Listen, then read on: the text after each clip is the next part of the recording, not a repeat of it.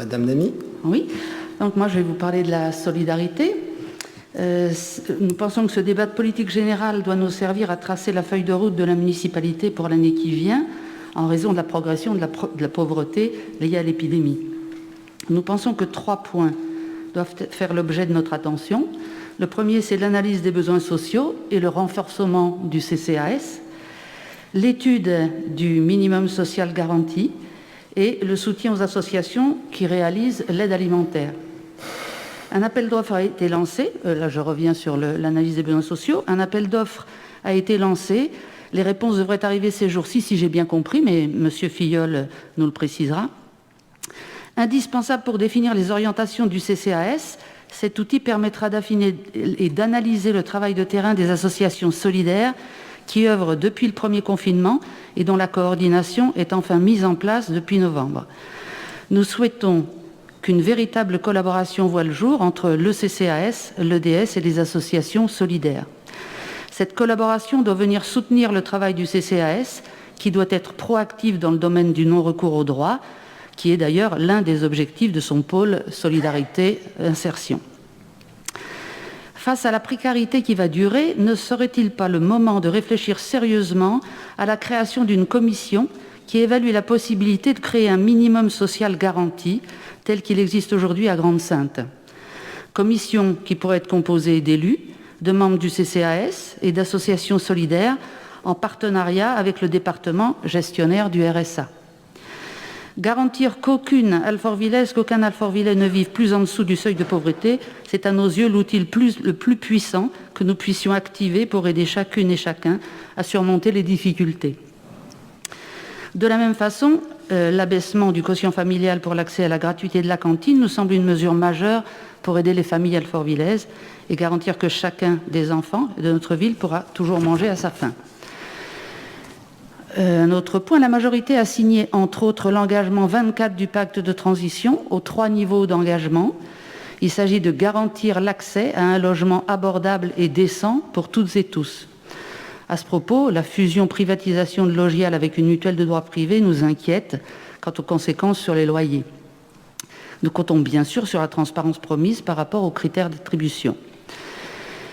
Et c'est une question, nous aimerions avoir un éclaircissement sur les choix de la municipalité en termes d'aide alimentaire, ce qui n'est pas une question polémique, c'est un éclaircissement. À notre connaissance, hormis la subvention exceptionnelle accordée à l'association Socialidaire que nous avons votée ici, seules les associations ont fourni des denrées ou les ont distribuées. Vous me détromperez si je me trompe, vous me direz. La Croix-Rouge a organisé des distributions régulières. La Courcyclette collecte des paniers solidaires distribués par la compagnie des parents. Les parents de l'US Alfortville ont fait une collecte qui a été distribuée. La tente des glaneurs a poursuivi son activité principale, c'est-à-dire de recueillir des denrées. Citons encore le Souci des Nôtres au sud, ainsi que SLIC. Là, je ne sais pas quelle est la provenance, mais c'est de l'ignorance. Je ne sais pas d'où est la provenance des denrées. Mais en tout cas, ils ont distribué. Et le département, qui pas plus tard qu'hier, a fourni 600 kilos de fruits et légumes via le Secours populaire et distribué par la compagnie des parents, l'épicerie solidaire, l'association accompagnement scolaire et solidaire et le collectif des sans-papiers. Donc nous tenons encore à rappeler le rôle fondamental qu'ont eu et ont encore les associations solidaires de notre ville dans l'aide aux plus pauvres. Envisageons de réévaluer pour l'année à venir les critères de subvention qui leur sont attribués, avec pourquoi pas la mise en place d'un critère d'utilité sociale. Je vous remercie. Je continue sur l'éducation. Donc la ville est candidate au renouvellement du label Ville Amie des enfants de l'UNICEF. Nous pensons que, partant des droits de l'enfant, il offre une base de réflexion tout à fait conséquente et intéressante. Nous saluons bien entendu cette initiative, mais nous aimerions questionner le sens de l'engagement de notre ville dans ce label, en allant au-delà d'un engagement de pure forme, afin de proposer des actions concrètes et sur le long terme. Il s'agit pour notre ville d'élaborer un plan d'action qui s'appuie sur le respect des droits de l'enfant et qui s'articule autour de 5 engagements très forts. Très vite, assurer le bien-être de chaque enfant à travers une dynamique publique locale favorisant et accompagnant son épanouissement, son respect et son individualité. Affirmer sa volonté de lutter contre l'exclusion, contre toute forme de discrimination et d'agir en faveur de l'équité. permettre et proposer un parcours éducatif de qualité à chaque enfant et jeune de son territoire, développer, promouvoir, valoriser et prendre en considération la participation et l'engagement de chaque enfant et jeune, et enfin nouer un partenariat avec UNICEF France pour contribuer à sa mission de veille, de sensibilisation et de respect des droits de l'enfant en France et dans le monde. Donc chaque engagement que je viens de vous lire est précisé par des recommandations qui permettent d'élaborer un plan d'action. Une des recommandations importantes incite la collectivité à élaborer une vision commune et partagée de la place de l'enfant dans la ville. Cela implique une réflexion collective en partenariat avec les acteurs de la ville. Il s'agit de s'engager dans une co-construction, il nous semble, et les acteurs pourraient être les associations sportives, culturelles et solidaires, les associations de parents d'élèves et de crèches, l'éducation nationale, la Ligue de l'enseignement, et enfin les enfants et les jeunes. Ce label peut vraiment s'imposer comme outil collaboratif qui permettrait à la ville de s'appuyer sur une réflexion solide.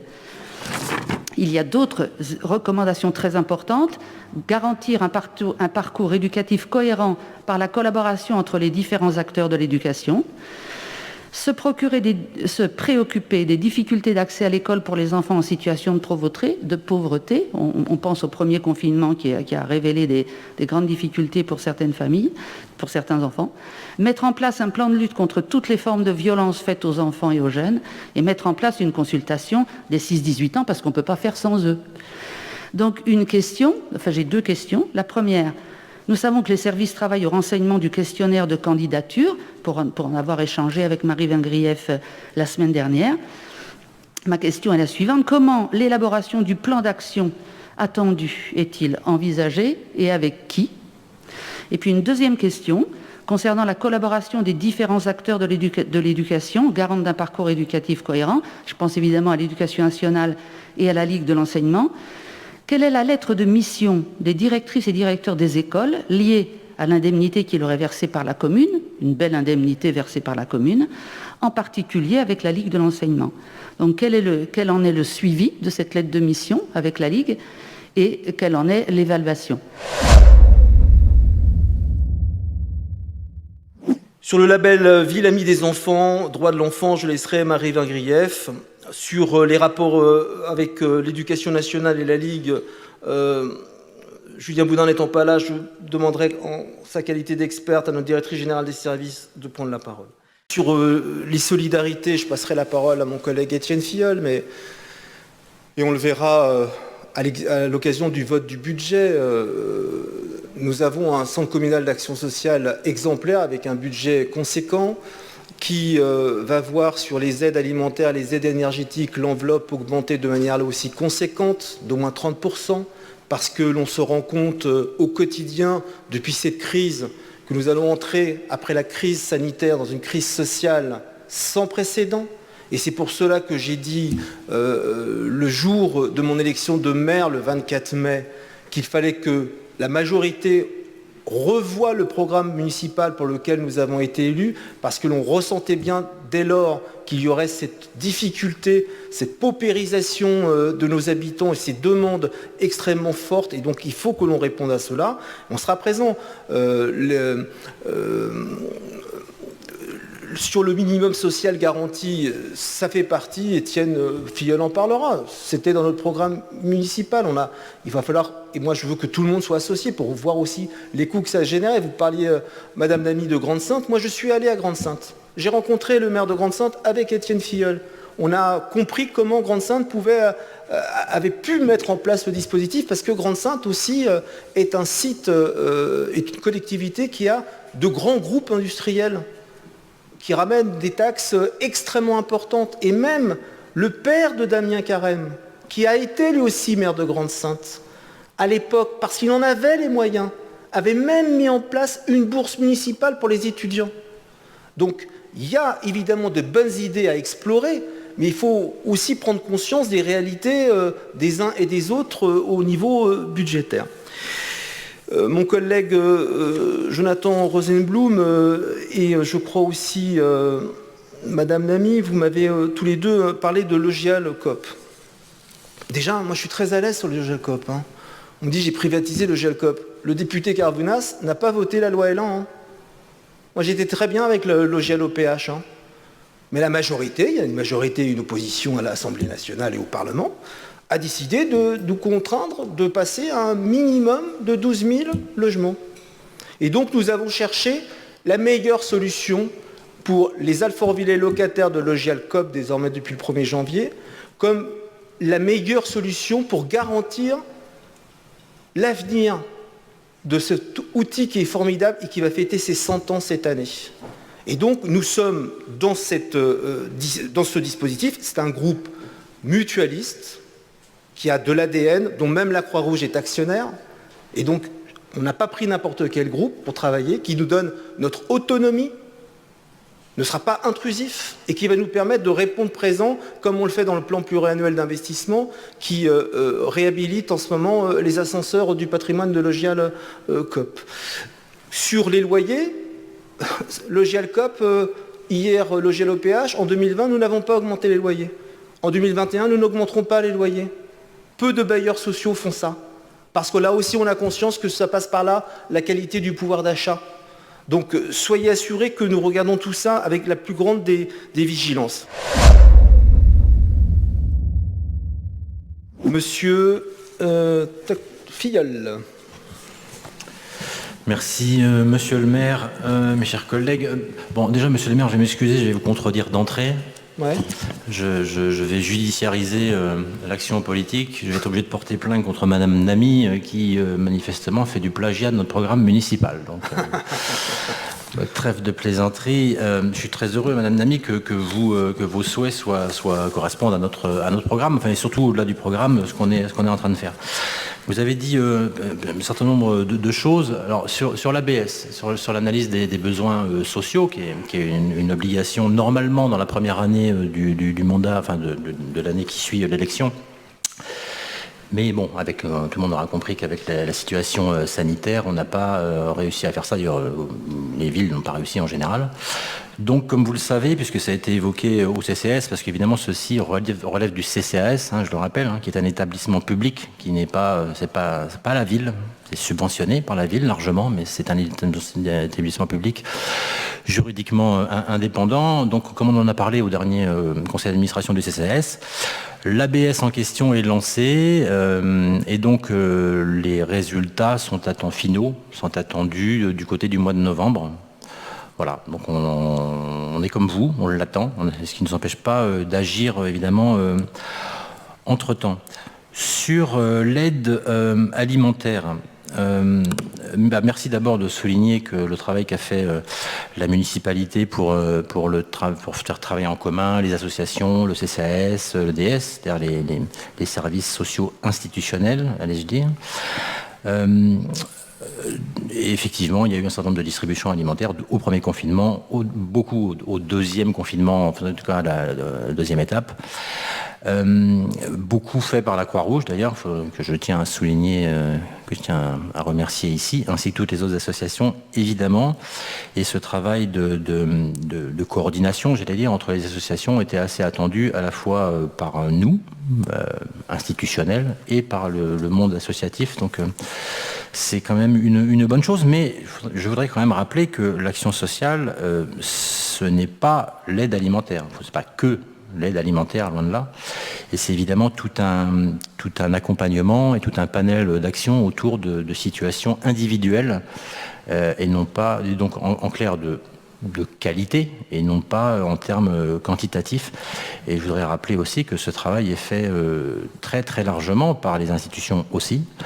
Je ne vais pas parler de DS parce que c'est le département qu'on est aussi ici au conseil municipal, mais notamment par le CCAS. Et sur les aides alimentaires, rappelez aussi que ce ne sont pas que les associations qui le font, puisque le CCAS distribue, comme l'a rappelé monsieur le maire il y a quelques minutes, largement ce qu'on appelle des chèques alimentaires ou des chèques énergie, enfin en tout cas des aides dans des proportions extrêmement importantes et qui effectivement vont être augmentées cette année en 2021 de façon très très substantielle.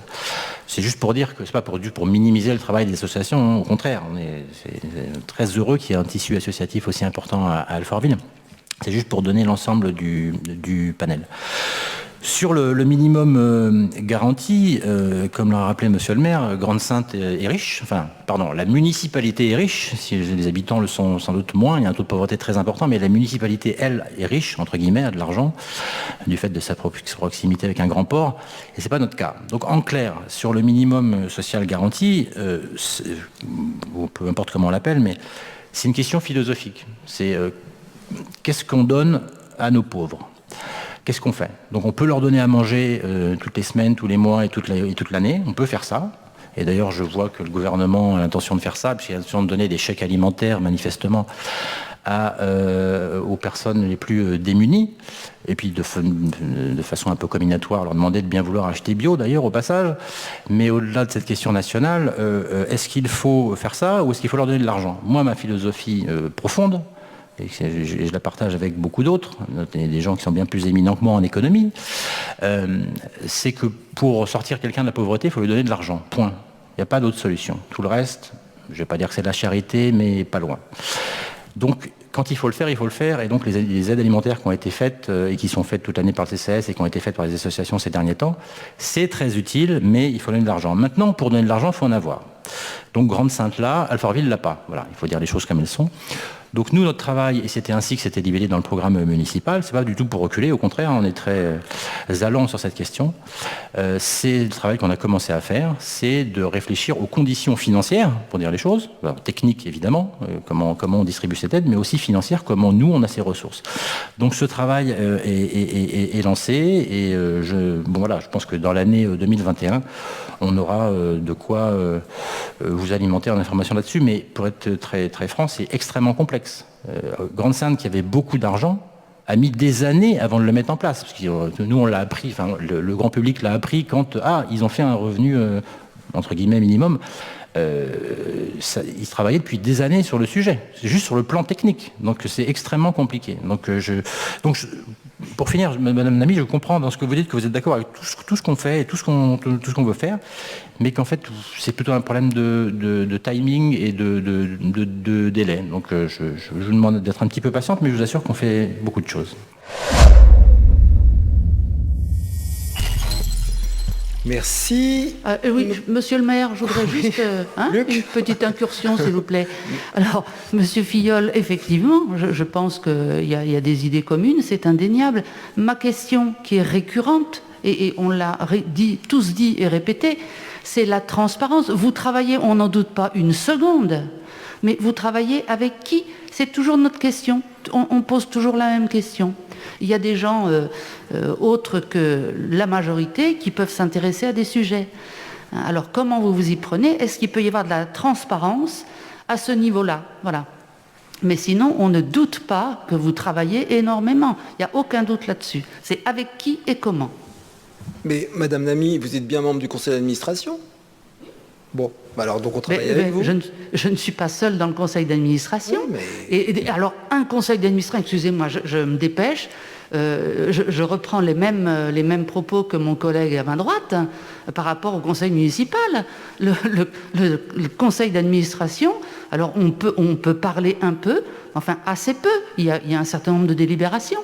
C'est décidons, oui, alors décidons si on veut que le conseil d'administration est un lieu de débat, moi je serais ravie. En général, je parle un petit peu toute seule. Monsieur Filleul.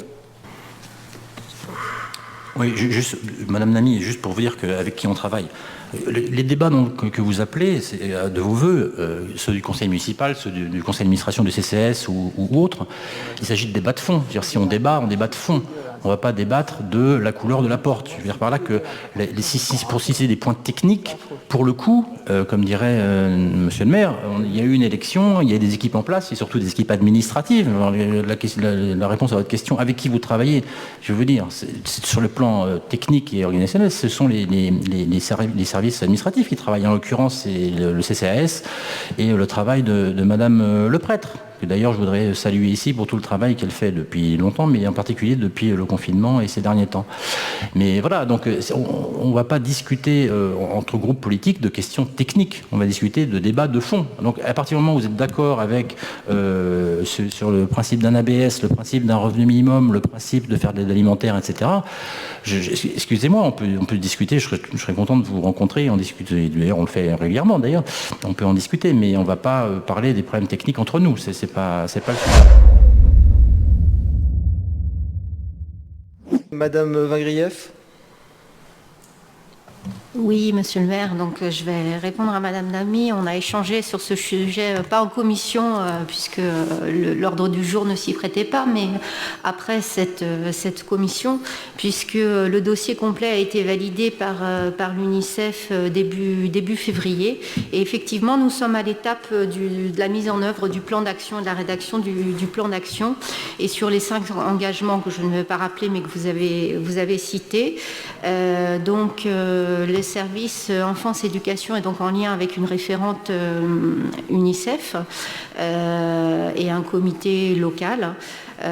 Sachez que la procédure, enfin le mode de candidature a évolué puisque le label, la ville a été labellisée en 2009 et que la procédure a complètement changé avec ces engagements qu'il faut renseigner en ligne. Et donc sur ces 5 engagements, l'UNICEF préconise de ne choisir qu'une recommandation par engagement pour s'engager sur une thématique très précise et ne pas s'éparpiller justement. Je voudrais juste rappeler, monsieur le maire, chers collègues, pour ce que vous aviez soulevé par rapport au travail conjoint, notamment avec l'éducation nationale, que la ville a signé en 2014 une charte de prévention et protection de l'enfance avec le conseil départemental. Et en 2016, un protocole enfance a été signé en présence de Madame Ladazen, à l'époque Madame Mouquet-Burtin, et que suite à ces protocoles, le lien avec l'éducation nationale n'en est que renforcé, puisque ça va jusqu'à la formation des enseignants concernant la protection de l'enfance et la prévention spécialisée que ma collègue Madame Santiago a apporté et continue à apporter encore aujourd'hui au niveau national par rapport au débat sur les violences sexuelles faites aux femmes. Et donc, dans ce protocole, je disais, même au niveau des enseignants, il y a des formations au niveau de la circonscription, mais au-delà des circonscriptions du Val-de-Marne, pour sensibiliser les enseignants et les équipes justement à cette protection, cette prévention et à la meilleure connaissance des acteurs de terrain, notamment avec l'EDS, avec la CRIP, pour justement protéger les enfants qui seraient dans des situations d'urgence ou de maltraitance ou de carence de soins, tout ce qu'on peut imaginer. Donc ce travail est déjà bien engagé et donc cette candidature auprès d'UNICEF Ville-à-Ville les enfants, vous demandiez comment tout à l'heure, je vais rejoindre mon collègue Étienne Filleul qui disait que sur les services, donc il y a les services effectivement, mais pas que, il y a aussi les associations, il y a aussi les partenaires, je le disais, le conseil départemental, l'éducation nationale, l'existant, des actions qui sont déjà menées sur le territoire de la commune. Notamment, dans le deuxième engagement et la recommandation qui a été choisie sur l'égalité homme-femme et les violences faites aux femmes, je vais rappeler l'existence de la Voie lactée qui est un lieu d'accueil pour les femmes qui font l'objet de violences et aussi des enfants. Et il y a tout un partenariat qui est organisé autour de ces structures. Il y a aussi tout le travail qui est fait. Alors là, on va être dans le troisième engagement sur le parcours éducatif, un travail qui est déjà mené depuis quelques années maintenant sur les enfants en situation de handicap qui sont identifiés dans l'éducation nationale, mais aussi auprès de nos centres de loisirs et pour lesquels un accompagnement est mis en place avec des référents au sein des centres de loisirs.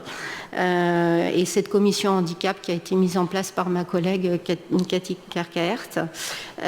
Sur la petite enfance, le premier engagement, je souhaite aussi qu'on puisse accompagner au mieux les familles dans l'information, notamment l'information à l'accès aux structures petite enfance et aux classes petite enfance, des structures petite enfance, par le biais d'informations ou de réunions préalables pour expliquer un petit peu le fonctionnement.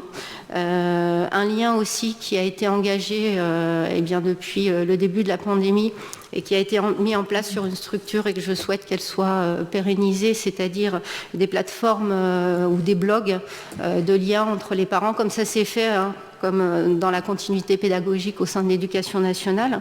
Donc toutes ces actions-là sont à valoriser, des espaces de parole aussi pour les parents, au-delà des 2 espaces qui existent déjà, qu'on appelle Luciole, mais avec une vocation peut-être un peu moins médicale, mais plus des échanges entre parents et peut-être accompagnés par des associations. Une formation aussi, je reviens sur le 2e engagement sur l'égalité filles-garçons, une formation des personnels aussi à cette égalité filles-garçons pour justement avoir des pratiques auprès des enfants dans les structures petite enfance ou dans les accueils de loisirs qui soient au plus proche de ce qu'on attend. Et puis, bien sûr, moi j'aimerais qu'il y ait un comité de suivi par rapport à ce plan d'action qu'il va falloir remettre là dans les mois qui viennent, même si le comité local de l'UNICEF a beaucoup de retard parce que beaucoup de demandes, donc ils nous l'ont signifié, mais ils nous accompagnent et dans ce comité de suivi, j'aimerais bien sûr y associer les personnes, comme vous l'avez dit, qui ont une vision commune et partagée de l'enfant sur la commune. Je rappelle aussi le travail des associations qui œuvrent pour l'épanouissement des enfants, que sont les Petites Étoiles Montessori, Grandir dans la ville, la Compagnie des parents. On a quand même cette richesse associative qui est vraiment spécialisée dans l'enfance et ce sont des partenaires avec lesquels on peut travailler et avoir une vision d'ensemble de l'enfance et de la protection et de cette vision partagée que vous appelez de vos voeux. Donc moi, je l'ai déjà dit, je suis prête à travailler et à mettre en place un comité de suivi justement pour ces actions qui sont menées.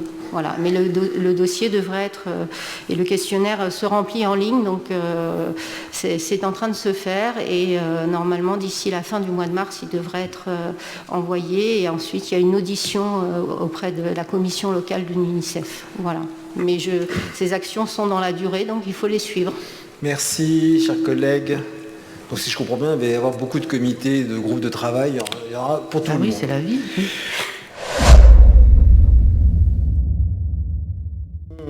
Madame Carcaert, pour le logement.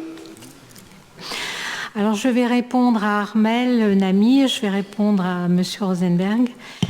Voilà, je vais parler d'actes concrets. Je vais revenir sur la commission d'attribution de logement de Logial, que je préside, qui est transparente et soucieuse de la plus grande égalité. On y travaille selon des critères de priorité qui sont l'ancienneté de la demande, la domiciliation administrative s'il y a, la mutation pour un logement plus grand, un logement plus petit, c'est plus rare, mais ça peut arriver, un loyer trop cher dans le privé, un risque d'expulsion dans le privé ou dans le public, un problème de vieillissement, donc le logement est à adapter ou sinon c'est une mutation, un problème de santé, d'handicap. J'ai demandé à chaque service, j'ai pris l'engagement que chaque demande de logement social soit étudiée de façon pointue. Et ce qui me permet de travailler de façon circulaire avec mes collègues. Je travaille bien évidemment avec mon collègue Étienne dans ce cadre-là. Alors, il s'agit d'accompagner, bien sûr, parce qu'avec le confinement, on a eu des DALO qui sont restés en plan, donc on travaille avec l'EDS, on travaille avec le CCAS pour des domiciliations, on découvre dans les demandes de logement social du surendettement, des aides financières À ce moment-là, on regarde des aides alimentaires. On a un partenariat au CCAS avec la MDPH et on peut relancer les notifications. Voilà. Je rappelle qu'on a peu de rotation, qu'on a besoin de beaucoup de logements, mais ce n'est pas une raison pour ne pas répondre par mail, pour ne pas répondre au téléphone et pour ne pas recevoir les gens. Chaque administré a droit à une réponse et un suivi. Et s'il n'a pas une réponse immédiate d'un logement, parce qu'évidemment, nous n'avons pas le nombre de logements correspondant au nombre de demandes, ce n'est pas pour autant qu'on ne suit pas la personne. Voilà, c'est ce qu'on appelle un travail de transversalité. Des actions concrètes. J'en ferai un retour au conseil d'administration au CCAS et j'en avais parlé l'autre fois. Nous avons fait dans le cadre de la démocratie participative un comité ville handicap dont la thématique principale était pour que se loger ne soit plus un handicap et pour qu'être handicapé n'empêche pas de se loger. Ça a permis de réunir des représentants de Logial, M. Norbert Catodella, directeur adjoint de la clientèle et du patrimoine, de réunir Mme Claudine Deluis, la responsable de l'EDS, Mme Chaibi, la conseillère technique logement à la direction de l'action sociale du conseil départemental du Val-de-Marne. Et comment peut-on accompagner une personne en situation d'handicap dans ces démarches et comment peut-on adapter un logement ou lui trouver un logement adapté ou un logement qui sera adaptable. Voilà. Madame Salmeron, sur les questions ville, ligue de l'enseignement. Oui, monsieur le maire, mesdames et messieurs les conseillers. Donc, madame Lamy a posé la question, je crois, des missions des directeurs d'école dans le cadre de la mise en place, il y a quelques années, et vous le savez, de la réforme des rythmes scolaires. On a favorisé un partenariat constructif avec l'inspection éducation nationale, la DAZEN, avec les directeurs d'école pour que l'enfant qui est scolarisé durant sa journée puisse avoir que deux référents, un lien avec la famille, un binôme que nous avons mis en place avec un référent Ligue sur le site et puis un référent de l'éducation, le directeur d'école. Donc les missions de ce référent éducation étaient particulièrement en lien avec l'articulation des temps scolaires et périscolaires qui devait permettre de faciliter cette transition, de pouvoir aussi coordonner ce temps et de pouvoir justement permettre à l'enfant d'être dans un bien-être et une sécurité plus optimisée. À l'époque où nous avions créé des postes, et nous avons poursuivi ce dispositif parce que nous avons estimé qu'il était bienveillant et qu'il répondait à des attentes et à des besoins. Nous avons, dans ce cadre-là, proposé à l'Éducation nationale que les directeurs qui étaient volontaires puissent poursuivre. Et nous travaillons toujours avec des directeurs bien évidemment volontaires et qui exercent leur activité dans le cadre d'une indemnité accessoire autorisée par l'Éducation nationale.